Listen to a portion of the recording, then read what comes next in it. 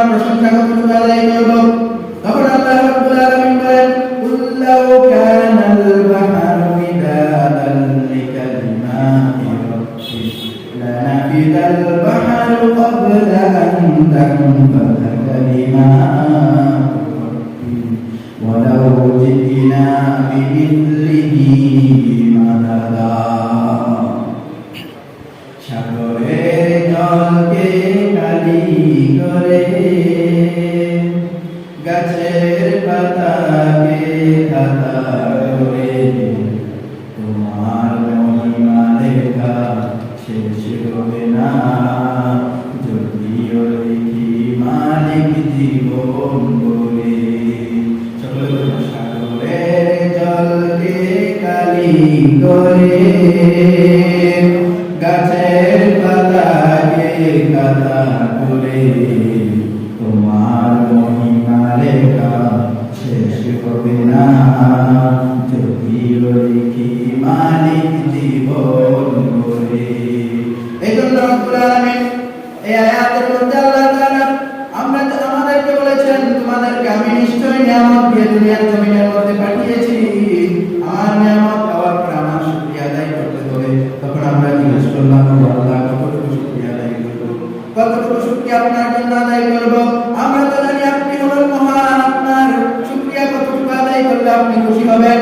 তখন রব্বুল আলামিন বলেন, তখন রব্বুল আলামিন এই আয়াতের মধ্যে আমাদের জন্য জানিয়ে দিয়েছেন, তোমরা যদি সাগরের জলকে কলমের কালি বানাও, তোমরা যদি দুনিয়ার যত সাগর রয়েছে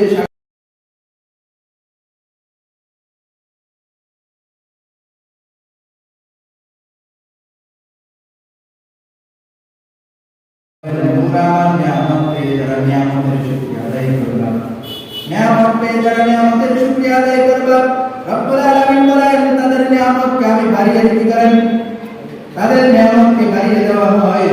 আর যারা নিয়ামত পাওয়ার পরে রব্বুল আলামিনের প্রশংসা আদায় করবে না, শুকরিয়া আদায় করবে না, আল্লাহ তাআলা এই আয়াতের মধ্যে তাদের জন্য বলেছেন, ওয়ালা ইন কাফারতুম ইন্না আযাবি লাশাদীদ। আল্লাহ তাআলা এই আয়াতের মধ্যে তাদের জন্য বলে দিয়েছেন, আল্লাহ তাআলা বলেন, আর যারা আমার নিয়ামত আমার প্রশংসা আদায় করলো না, আমার শুকরিয়া আদায় করলো না, রব্বুল আলামিন বলেন তাদেরকে আমি কঠিন আযাবের মধ্যে গ্রেফতার করব।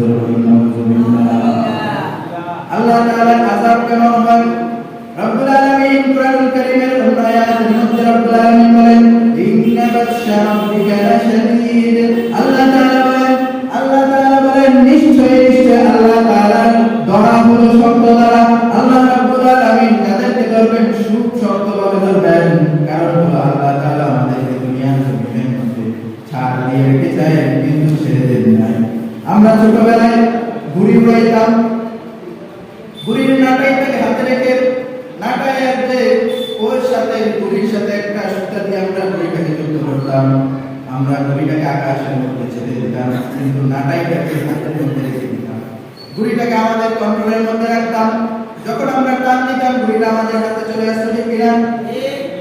এভাবে আল্লাহ রাব্বুল আলামিন বলেন, তোমাদেরকে আমি দুনিয়ার জমিনের মধ্যে ছাড় দিয়ে রেখেছি, কিন্তু ছেড়ে দেই নাই।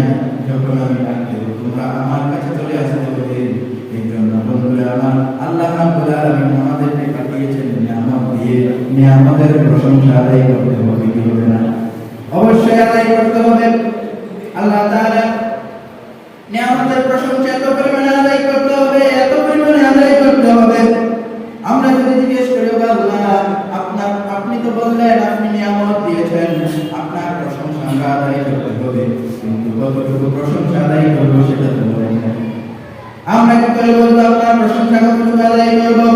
তখন আল্লাহ রাব্বুল আলামিন বলেন, কুল লাউ কানাল বাহরু মিদাদান লিকালিমাতি রাব্বি লানাফিদাল বাহরু ক্বাবলা আন তানফাযা কালিমাতু রাব্বি ওয়ালাউ জি'না বিমিথলিহি মাদাদা। সাগরের জলকে কালি করে, গাছের পাতাকে খাতা করে, তোমার মহিমা লেখা শেষ হবে না, যদিও লিখি মালিক জীবন বলে। সাগরের করে গাছের পাতাকে কাটা করে তোমার মহিমা লেখা শেষ হবে না যদি কি মালিক জীবন করে।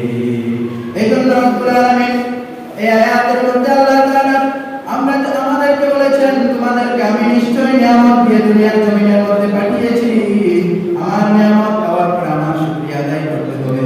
তখন আমরা জিজ্ঞেস করলাম, আল্লাহ কতটুকু শুকরিয়া আদায় করব, কতটুকু শুকরিয়া আপনার জন্য আদায় করব? আমরা তো জানি আপনি হলেন মহান, আপনার শুকরিয়া কতটুকু আদায় করলে আপনি খুশি হবেন। তখন রব্বুল আলামিন বলেন, তখন রব্বুল আলামিন এই আয়াতের মধ্যে আমাদের জন্য জানিয়ে দিয়েছেন, তোমরা যদি সাগরের জলকে কলমের কালি বানাও, তোমরা যদি দুনিয়ার যত সাগর রয়েছে